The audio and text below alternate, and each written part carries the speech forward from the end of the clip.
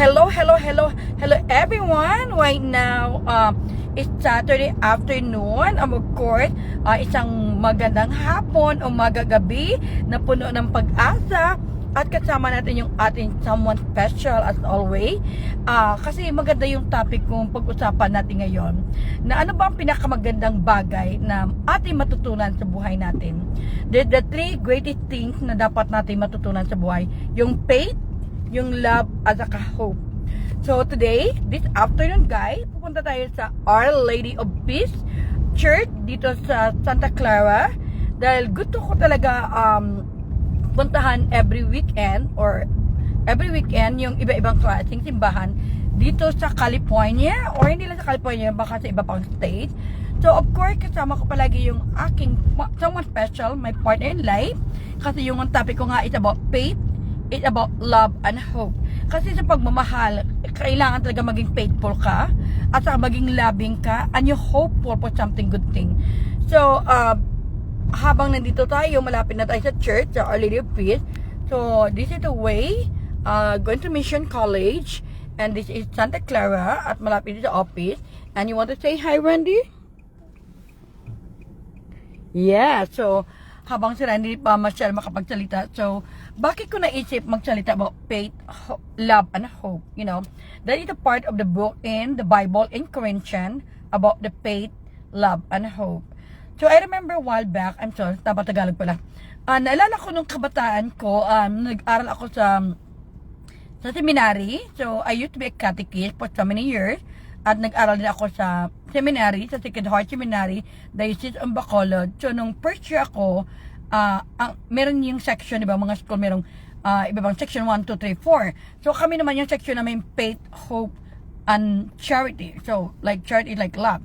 So I think ako charity, yung section namin. So what I realized na sa buhay kailangan maging faithful tayo. Halimbawa, faithful ka sa husband mo, o sa asawa mo, sa girlfriend mo, sa boyfriend mo. Yun, at the same time with our faith with God.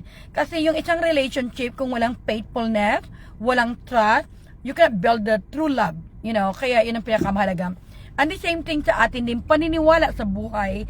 Kailangan kung may pinapaniwalaan tayo, nakita mo man hindi, because of your faith, you can able to manage everything. You know, importante talaga sa mag-asawa, o sa magkaibigan, o sa mga ibang tao, meron kayong faith, paniniwala, na nagtutulungan kayo, nagsuportahan kayo, nagmamahalan. Ganon din sa akin, asawa, for been married for 23 years, and I know my husband, alam mo kailan kami nakikilala ng husband ko, February 14 year, 2000, right Randy? Nagkakilala kami, how? To, wala pang social media, hit my pen pal, okay? Sa mga hindi nakaalam. So, even though na magkalayo kami long distance relationship because of our faith, kaya yun ang topic ko, hindi mabuwal yung isang relationship. Kung may faith ka sa asawa mo, sa kamag-anak mo, sa pamilya mo, hindi mabubuwal yung relationship niyo because you have a trust, and because of that faith, that trust, you have build your love. So when you're talking about love, pinaka-importante talaga yung unconditional love. Hi, Jomalyn of Singapore. Thank you for watching. So habang nandito tayo sa Our Lady, Queen of Peace, so mag-ikot-ikot muna tayo, maghanap ng parking until we go to the church.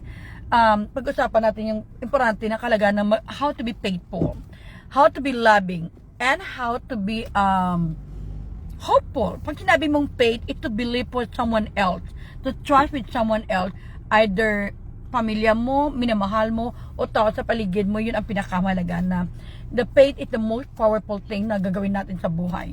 And of course, habang dito, bababa mo na sa sakyan, at saka medyo madilim na dito, so hindi ko na kailangan ng salamin ko. So ngayon, habang si Randy nandito, i-ready ko muna yung purse ko. So ngayon, for the first time na nagamit ko pala yung regalo sa akin ng partner ko. Thank you, husband Randy, sa regalo yung purse. Ito yung bit-bit ko, and thank you, Randy. So hababa muna sa sasakyan, kasi iba yung sasakyan gamit namin ngayon. Yung sasakyan talaga ni Randy. Okay? So guys, Randy, ka na. So this is my husband car. So, malamig pala, Diyos ko Lord. Malamig dito. So, pupunta kami sa Our Lady Peace, you know. So, pag-usapan natin tungkol sa about faith, love, and hope, you know. Habang naghihintay ako kay Randy, come on now. Habang naghihintay ako sa partner life ko, been married for 23 years. Come on, Randy, go now. And then, Yeah, punta tayo sa simbahan kasi maganda tong church. One of, parang miraculous din siya. At saka yung karamihan pumupunta yan dito. This is Santa Clara, medyo malamig na. So, yun ang i-remind ko lang na importante kahit anong ginagawa natin, yung pananalig natin sa Panginoon, the most important, we have a faith sa ating mga puso, may paniniwala tayo. You know, habang yung next church, we go to the next mass, nagsimula na, punta muna tayo. So, daling ko kayo doon. Bakit inaisip kong talakayin or sabihin ang Our Lady of Peace Church at the same time tungkol sa about faith. Kasi kahit anong ginagawa natin, pag may tiwala tayo at maging faithful tayo sa sarili natin, sa mga pangarap natin, may mararating tayo. So, this is the gift, merong gift shop dito. This is Our Lady of Peace. So, we go to the next mass. So, habang punta tayo sa next month, dito rin ako nag-attend ng confession. So, isa sa maganda at saka one of my favorite place dito. So, palabas pa lang yung mga tao dito, kami papunta pa lang. You know? So, ang ganda talaga dito pag makapunta kayo. So, dito meron silang gift shop. Hindi ko lang kung bukas. So, today is Saturday all the way to 6:30. So, bukas pa. Pick up muna tayo. Yeah. So, sa loob to ng simbahan, meron silang gift shop. Nice.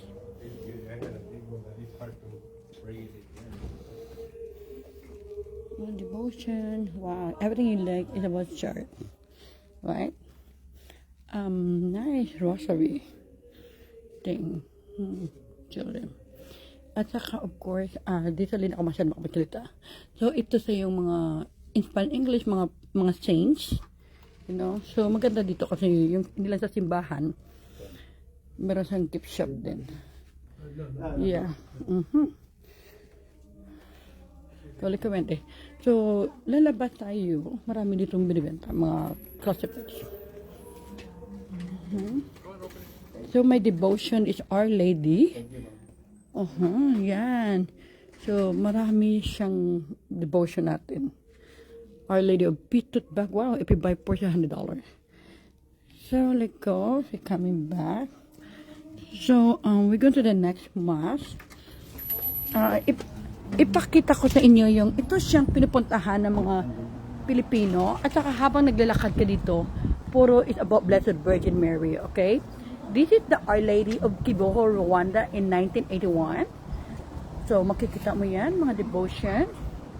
Why Mary? And this is Our Lady of Fatima. Itong kilala ng mga Our Lady of Fatima in Portugal. Hopefully someday makapunta rin ako dyan. And this is the Our Lady of China. Donglo, China in 1900. I'm very historical, di ba? And of course, Our Lady of Knock in Ireland. Our Lady of Knock in Ireland. Kaya sabi ko sa iyo, ang pinupuntahan ko mga station sa mga YouTube channel ko kasi hindi lang basta-bastang lugar ang pinupuntahan ko dito sa California. And hindi lang sa California, soon yung gonna be, I be international next week. So station kung saan akong countries. 4 countries puntahan ko next week. Okay, and this is the Our Lady of Gisward in Poland. Yan, sa Poland in 1877 na nag-ano si Blessed Virgin Mary. And of course, hindi mawala yung Our Lady of Champion of United States of America in 1859. Right? Sa mga Katolik. And this is my favorite. Malapit sa bahay ko, di ba? Our Lady of Guadalupe, Mexico. Magbasa ng Mexico, Mexico in 1531. So, isa rin sa mga devotion natin. And Our Lady of Miraculous Medal. So, kami ng asawa ko, kinasal kami sa Our Lady of Miraculous Medal. You know? That is in Paris, France. And for the Vietnamese, this is Our Lady of La Bang. Right? In Vietnam in 1798. This Our Lady of Lajas in Colombia in 1754. Our Lady of Lajas in Colombia. Para nag-travel tayo dito, ha? Our Lady of Siloba in Lithuania in 1608. Okay, Lithuania 1608. And Our Lady of Bailankani in India in 1550. Right? Good. And Our Lady of Pilar in Zaragoza, Spain Yan. So right now, pupunta tayo sa pinaka-icon. Yeah, before the church. Yun ang pinakamalaki na image or a sculpture ni Our Queen of Peace. Puntahan natin. Yun ang pinakamalaki. Mataas yung puntahan natin. We pray before we go to the start ng mass. Okay? Ito yung church. So, we can start. So, next one. And send it to us with the envelope, which we will be handing out. Yeah, punta tayo dito. Yeah, and they have also the playground for the children there. So guys, samahan niyo ako sa isang magandang hapon or gabi dito sa I'm here in Santa Clara, California. Medyo malamig, hindi ako nagdala ng jacket kasi akala ko mainit kasi doon sa amin sa San Jose. Maano mo naman kasi yung buko lumilipad-lipad. So, ito yung pinaka-devotion ko, yung Our Lady of Peace. This is dedicated to the heart, to the Immaculate Heart of Mary. So, maganda to. So, karamihan na mga pumunta dito ng Santa Clara, hindi ka pwede pumunta dito na hindi mo puntahan tong yung Queen of Peace. You know? Kasi, bakit pinili ko puntahan to? Bakit ko kaya pinili? Kasi I want to have a peace of mind. Sa buhay natin, kailangan natin yung Our Lady of Peace. Kasi yung topic is about faith. Kung if you have lived in a faithfulness, with love, with hope, you know, kailangan meron kang peace of mind sa yourself. Like Our Lady of Peace. Right here, Queen of Peace. Very big, malaki siya. Hello. So this is one of the shrine. You know. Yeah. So dyan, so Randy, I'm gonna go up there. So alit Randy to. Unahin ko na si Randy. So yan, ang asawa ko umakyat sa doon. So guys, I offer a prayer for everybody. So, nandito tayo sa Queen of Peace. Si Randy yung nakasuot ng purple na stripe. Yan, malaki yan. And of course, nandito ako. Yan. Yes, guys. So, ito sa Santa Clara, California. So, maganda yung pag you're devoting yourself. Hello, Mimi Miranda. Hello, Elite Alki. And hello, Miss Jamalin of Singapore. And so, other side, it's it's a big here.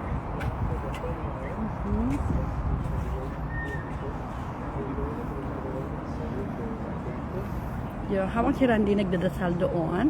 So, maganda dito sa malapit ito sa isang yung Our Lady, Queen of Peace, malapit dito kung saan ako nag-aral noon sa Mission College nung kumukuha pala ako ng AA degree ko noon ng Child Development. Palagi ako dumadaan dito kasi this church is open 24 hours. Oo. So, isa to sa mga dinadayo, pinupuntahan ng mga tao dito sa California kasi it's solemn, lalo na sa loob ng church mamaya. Of course, Andy. Ano pa rin? Yes, what happened? Okay, so ako naman, iganyan mo lang to, okay? Ganyan tayo lang. I know. Ganyan mo lang para makita ako. Yeah, makita ako. So guys, welcome to Queen of Peace up here in Santa Clara, California. I just want to devotion of many people around the world na pag-ibisita dito sa Santa Clara. They all come here to Queen of Peace. And you guys, let's go and pray together. Saka, lapitan natin. Yan. So, malapit tayo, medyo makit to.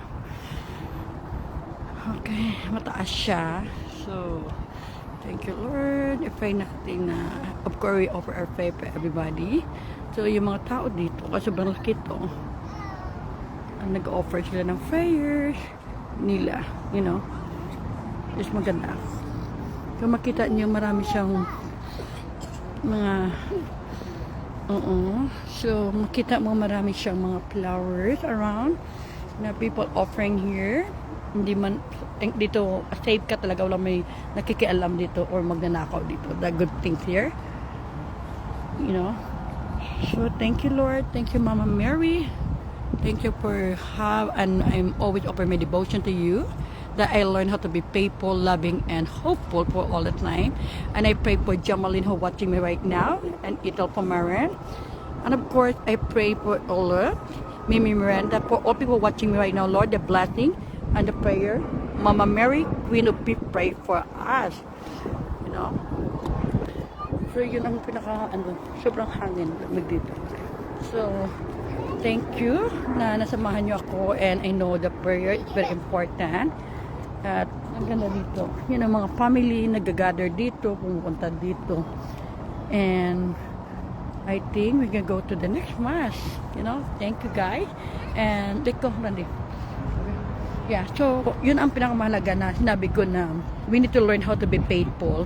Parang kagaya kay Our Lady, kay Blessed Virgin Mary na naging faithful sa anak niya, sa asawa niya kay Saint Joseph until the rest of his life nandito sa mundong ito. Ganyan din tayo ng mga Catholic or Christian. Kung naman paniniwala natin, maging faithful tayo sa ating mga asawa, sa ating mga anak, sa mga pamilya natin. So right now, tapos na yung first, unang mass na atinan, so we go inside the church, you know, lumalabas na yung mga tao dito. So, dantahan tayo, palis na tayo dyan. Okay, sa Queen of Peace. And let's go to the next mass. Maganda tong church, kasi itong church na to, talaga to, dinadayo talaga to. Yung mga iba-ibang tao, lalo pagpunta sila ng Santa Clara, California. So, let's go. Palabas mo lang yung mga iba. Tayo naman papasok dito. Para makita. Hey! Pasensya na ha. Nagla-live ako. Gusto mo dala dito. Ito si Salve. Say hi, Salve. Ito si Salve. Ito palagi pagkamala na kapatid ko kasi may kahawig kami daw. Let's see. Hi! Ito. Yan. Yan. Ito siya palagi pagkamala. Tingnan mo may kahawig kami. O, diba? Sister.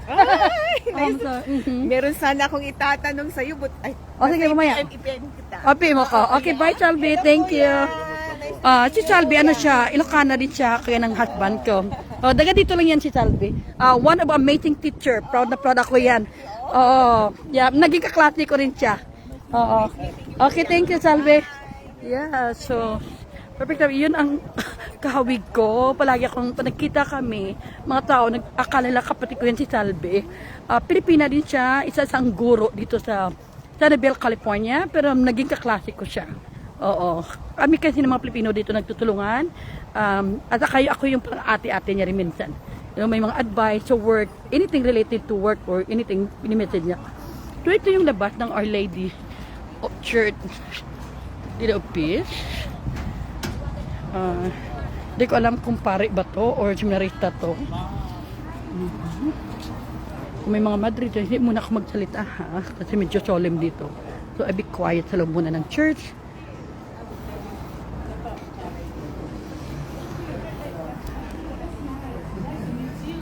So ito yung loob ng church.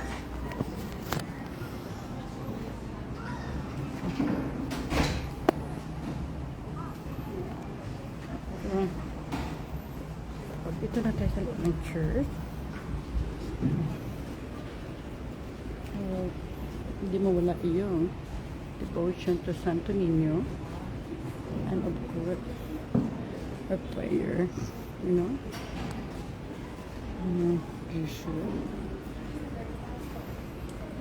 Very simple lang yung church nila. Let's go. All the pasok mo na sa loob.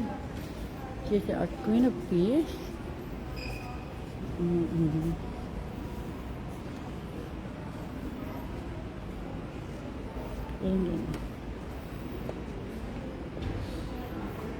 So, Ave Maria, and of course, you have a divine mercy. Guys, thank you so much na sinamahan niyo naman ako sa itong isang magandang hapon or gabi or morning dyan sa Pilipinas o sa ibang bansa kung saan man kayong sulok ng mundo. Palagi natin isipin ang buhay, hindi lamang puro problema, pagsubok. Isipin natin na bigyan natin kahalagahan yung ating buhay. Maniwala tayo, maging faithful tayo kay Lord kasi walang mga imposible. Lahat ng bagay maging posible sa Kanya kasi kung isipin kong buhay ko ganyan din na hindi ko rin pinangarap na mapunta ako ng Amerika. Hindi ko rin pinangarap na kung mangyari sa akin binigay ni Lord kasi alam niyo na because of my faith, dahil sa akin pananampalataya at paniniwala na God is good all the time. Kaya every weekend or anytime makikita mo ako sa iba-ibang churches, ibang Catholic church or congregation, kasi gusto ko lang i-share na how to be important to be faithful to God. Ang pananampalataya natin, at isama natin yung partner ng buhay, kaya ni Randy na plug ko siyang kasama. You know, always think positive, always pray to the Lord, and be thankful to God, at saka yung titiwala natin, yung faithful talaga tayo.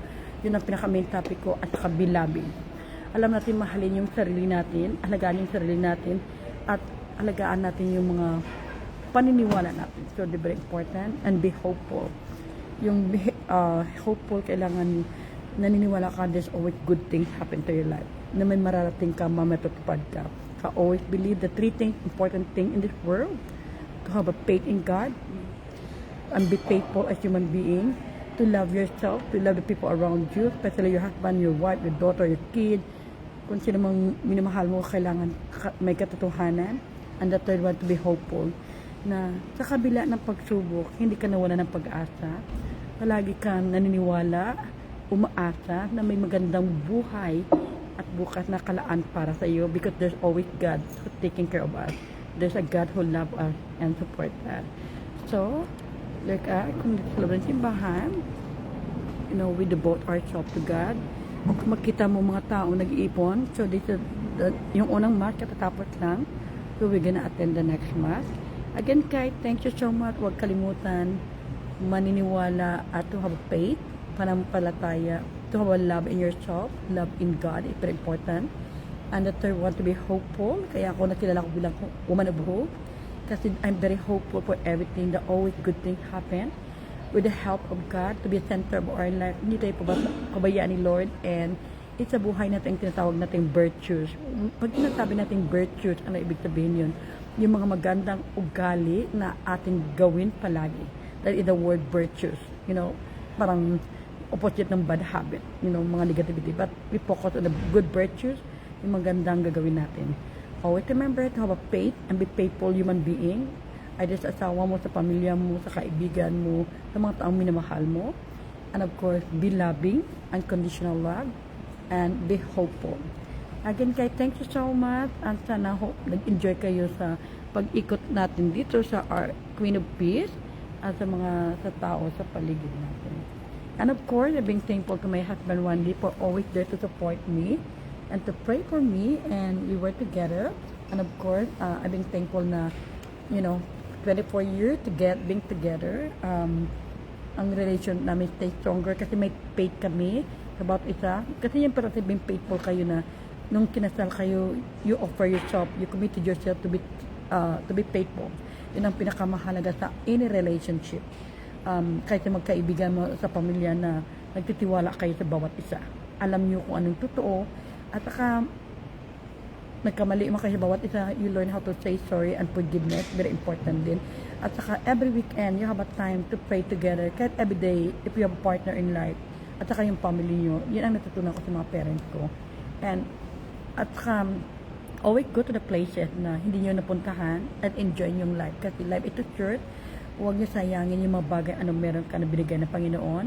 At saka yung oras hindi mo na pwede maibalik kung nakaraan na. So, move forward, always believe in yourself, always to have a faith in God, faith in yourself, have confidence, and always believe that there's always love. Meron forever, sa mga hindi naniwala. Kasi God is eternity.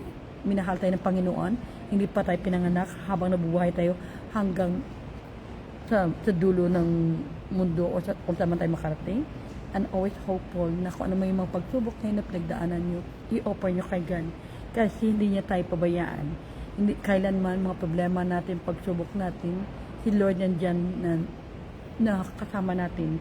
You know, and especially when there's always 2 or 3 people pray together, God answered our prayer. So I'm so glad na my husband Wendy always there to support me to pray together na mga pangarap namin matutupad. Hindi lang sa sarili namin, sa lahat din ng mga tao naging bahagi ng aming buhay. Again, Kai, ako ay si Anarita Comte Reyes, bilang kilala bilang woman of hope. Nagsasabi ang buhay ay puno ng pag-asa. Sa Diyos lang tayo umaasa at magtiwala sa ating sarili. There's always hope and love God. God bless us all. Ang sabihin mo, Randy? Thank you. And Mama Mary, Queen of Peace, pray for us. And Lord Jesus Christ, pray for us. And I offer my prayer for all the people who are watching me right now around the world. The peace, the love, and unity will stay in their heart. And the most important, they learn how to be faithful, loving, and caring, and hopeful for the beautiful future. I love you, and see you next time, guys.